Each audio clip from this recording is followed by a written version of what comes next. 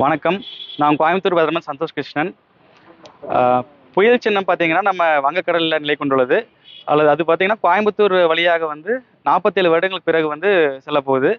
So, இதனால வந்து நம்ம கொங்கு மண்டலத்தை வந்து மிக கனமழை நம்ம வந்து டிசம்பர் 1, 2, 3 ஆகிய தேதிகளை வந்து எதிர்பார்க்குறோம். 30ஆம் தேதியே பார்த்தீங்கன்னா, மழை ஸ்டார்ட் ஆகும். ஸோ, 1, 2, 3 தேதிகளில் வந்து நம்ம கொங்கு மண்டலம் வழியாக போகும்பொழுது, நம்ம மிக கனமழை எதிர்பார்க்கலாம். ஓரத்தில் பெய்கிற மிக கனமழை பார்த்தீங்கன்னா, ஒரு 30, 40 சென்டிமீட்டர் பெய்யும். நம்ம அந்த அளவுக்கு இல்லாமல் ஒரு 15லேருந்து 25 சென்டிமீட்டர் வரைக்கும் மேக்ஸிமம் எதிர்பார்க்கலாம். ஸோ, நீலகிரி மாவட்டத்தில் மட்டும் பார்த்தீங்கன்னா, அதிக கனமழை ஒரு 30 சென்டிமீட்டர் அளவுக்கு எதிர்பார்க்கலாம். ஸோ, நம்ம கொங்கு மண்டலத்துக்கு பார்த்தீங்கன்னா காற்று பாதிப்பு வந்து அதிகமாக இருக்காது. கடலோரத்தில் இருக்கிற மாதிரி காற்று பாதிப்பு அதிகமாக இருக்காது. நம்ம கோயம்புத்தூரில் பார்த்தீங்கன்னா, நம்ம மிக கனமழை மட்டும் எதிர்பார்க்கலாம். இதுக்கு முன்னாடி பார்த்தீங்கன்னா, 1977 பார்த்தீங்கன்னா, இதே மாதிரி ஒரு புயல் சின்னம் வந்து கோயம்புத்தூரில் வந்து கிராஸ் ஆச்சு. ஸோ, அப்போ பார்த்தீங்கன்னா, ஒரு 16 சென்டிமீட்டர் ரெக்கார்ட் ஆயிருந்தது. நம்ம அஃபிஷியல் வெதர் ஸ்டேஷன் பார்த்தீங்கன்னா, நம்ம கோயம்புத்தூர் ஏர்போர்ட்டில் இருக்குது. அங்கே பார்த்தீங்கன்னா, ஒரு 16 சென்டிமீட்டர் அளவுக்கு ரெக்கார்ட் ஆயிருந்தது ஒரே நாளில்.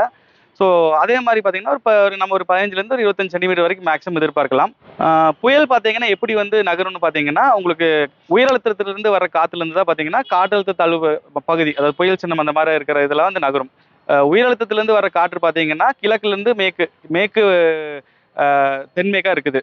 ஸோ, இப்போ இருக்கிற புயல் பார்த்தீங்கன்னா, அரபிக்கடலுக்கு உயரழுத்தத்தினால வந்து இப்போ ஸ்டியர் ஆக போகுது. ஸ்டியர்னா உங்களுக்கு மூவ் ஆக போகுது. ஸோ, அது பார்த்தீங்கன்னா, நம்ம பாண்டிச்சேரி வழியே கிராஸ் ஆச்சுன்னா, டேரெக்டாக வெஸ்ட் சவுத் வெஸ்ட்னு இறங்கி நம்ம ஈரோடு, திருப்பூர், கோயம்புத்தூர் வழியா நம்ம கேரளா வழியா வந்து அரபிக்கடலுக்கு சென்றடையும். ஸோ, இந்த பாத்துல வந்து இதனால தான் போகுது. உங்களுக்கு உயரழுத்தத்தோட காத்துனால தான் பார்த்தீங்கன்னா அப்படி போகுது அது. ஊட்டிக்கு பாதிப்பு பார்த்தீங்கன்னா, உங்களுக்கு லேண்ட்ஸ்லைட் பாசிபிலிட்டிஸ் இருக்குது. நம்ம காட்ஸில் பார்த்தீங்கன்னா, நம்ம மாய்ஸ்சர் பிளாக்கேஜ் வந்து அப்ரப்டாக இருக்கும் உங்களுக்கு. விண்ட்ஸ் வந்து மாய்ஸ்சர் வந்து ஈஸ்ட்லேருந்து வர்றது பார்த்தீங்கன்னா, உங்களுக்கு டேரெக்டாக நீலகிரியில் போய் தடுப்படும் போது பார்த்தீங்கன்னா, மிக மிக கனமழை இருக்கலாம். கோயம்புத்தூரில் பார்த்தீங்கன்னா, லைட் டு மாடரேட்டாக ஹெவியாக பேஞ்சிட்டே இருக்கும். கொஞ்சம் ஹெவியாக இருக்கும். அந்த மாதிரி தான் இருக்கும். அங்கே வந்து டோட்டலாக பிளாக் ஆகும்போது பார்த்தீங்கன்னா, நம்ம சிறுவாணி காட்ஸு, நம்ம நீலகிரி காட்டில் பார்த்தீங்கன்னா, ரொம்ப அதிக கனமழை எதிர்பார்க்கலாம். ஒரு சில மணி நேரங்களே பார்த்தீங்கன்னா, மிக கனமழை வந்து ஒரு சில இடங்களில் மேபி லேண்ட்ஸ்லைட்ஸ் கூட இருக்கலாம். இதுக்கு முன்னாடி பார்த்தீங்கன்னா வந்த சைக்ளோன்னால, அரபிக்கடலில் வந்த சைக்ளோன்லாம் பார்த்தீங்கன்னா, நம்ம லேண்ட்ஸ்லைட் இருந்திருக்குது வடகிழக்கு பருவமழை காலத்தில். அதே மாதிரி இருக்கலாம். நம்ம இது கிராஸ் ஆகுது பார்த்தீங்கன்னா, 1ஆம் தேதி காலையில் வந்து கிராஸ் ஆகுது.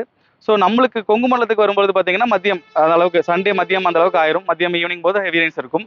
ஸோ, ஒரு 24 ஹவர்ஸ் டு ஒரு 36 ஹவர்ஸ் வந்து கண்டினியூஸாக ஹெவி ரெயின்ஸ் நம்ம எதிர்பார்க்கலாம். அதுக்கப்புறம் அரபிக்கடலுக்கு போனதுக்கப்புறம் பார்த்தீங்கன்னா, விட்டு விட்டு மழை இருக்கும். காற்று வந்து இழுக்கும். அதாவது உங்களுக்கு மாய்ஸ்சரான காற்றை வந்து நம்ம வங்கக்கடலேருந்து இழுக்கும் பொழுது விட்டு விட்டு மழை இருக்கும் அதுக்கப்புறம். கோவை மாவட்டத்தை பொறுத்த வரைக்கும் பார்த்தீங்கன்னா, நம்ம சென்னை அளவு ஃப்ளட்ஸ் பாசிபிலிட்டிஸ் இல்லை. ஆனால் அண்டர் பாஸ் எல்லாம் பார்த்தீங்கன்னா, நம்மளுக்கு கன்ஃபார்மாக வந்து ஃப்ளட் ஆகிற பாசிபிலிட்டிஸ் அதிகமாகவே இருக்குது. ஸோ, அதெல்லாம் நம்ம ரெடியாக வந்து நம்ம மேபி இப்போ அதை சீக்கிரமாக ட்ரெயின் பண்ணுறதுக்கு நம்ம முன்னேற்பாடுகள் எடுத்து வச்சு நம்ம கொஞ்சம் ப்ரிப்பேர்டாக இருந்தால் வந்து பெட்டராக இருக்கும்.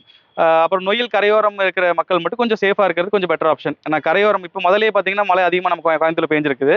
ஸோ, பேஞ்சிருக்குங்காட்டி உங்களுக்கு கிரவுண்ட் சேச்சுரேஷன் ஆனங்காட்டி உங்களுக்கு ஃப்ளட்ஸ் ஆகிற பாசிபிலிட்டிஸ் இருக்குது. ஸோ, அப்போ வந்து கரையோரம் இருக்கிற மக்கள் மட்டும் கொஞ்சம் சேஃபாக இருக்கிறது பெட்டர் ஆப்ஷன். மற்ற ஏரியாவில் பார்த்தீங்கன்னா, லோக்கலைஸ்டாக அங்கங்கே வந்து தண்ணி தேங்கிறது கன்ஃபார்மாக இருக்கும். இதுக்கு முன்னாடியே நம்ம பார்த்தீங்கன்னா, நம்ம ஒரு நவம்பர் 17 வாக்கில் கொடுத்தோம் ஆக்சுவலாக ஃபோர்காஸ்ட். அப்போவே பார்த்தீங்கன்னா நம்ம கொடுத்துட்டோம்.